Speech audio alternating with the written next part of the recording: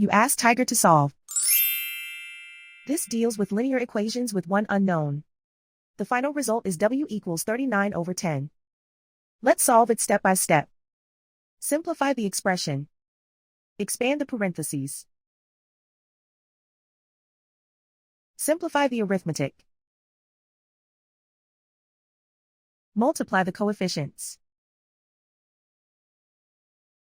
Group like terms. Combine like terms. Group all constants on the right side of the equation. Subtract 45 from both sides. Simplify the arithmetic.